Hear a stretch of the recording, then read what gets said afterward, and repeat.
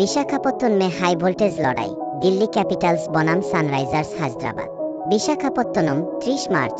IPL 2025-এর উত্তেজনাপূর্ণ আসরের আরেকটি রোমাঞ্চকর ম্যাচ আজ অনুষ্ঠিত হবে বিশাখাপত্তনমে, যেখানে মুখোমুখি হচ্ছে দিল্লি ক্যাপিটালস ও সানরাইজার্স হায়দ্রাবাদ।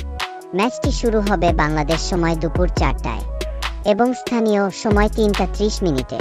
বাংলাদেশের দর্শকরা এটি সরাসরি উপভোগ করতে পারবেন স্টার স্পোর্টস নেটওয়ার্ক এবং ভারতীয় জিও বাংলা চ্যানেলে। দুই দলই এবার শিরোপার অন্যতম দাবিদার হিসেবে টুর্নামেন্ট শুরু করেছে।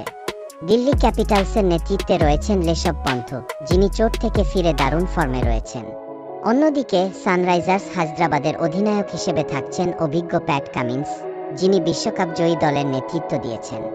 দিল্লির ব্যাটিং লাইনআপে রয়েছেন ডেভিড ওয়ার্নার, পিথিশ এবং মিচেল মার্শের মতো বিধ্বংসী ব্যাটসম্যানরা। অন্যদিকে সানরাইজার্সের বড় ভরসা হেনরিক ক্লাসেন, অভিষেক শর্মা এবং ট্র্যাভিস হেডের মতো মারকাটারি ব্যাটাররা। গোলাপি শহরের উইকেট ব্যাটসম্যানদের জন্য স্বর্গ হিসেবে পরিচিত হলেও বোলারদের জন্য কিছুটা সুবিধা থাকছে। দিল্লির পেস আক্রমণে আছেন আনরিক নরকিয়া ও খলিল আহমেদ।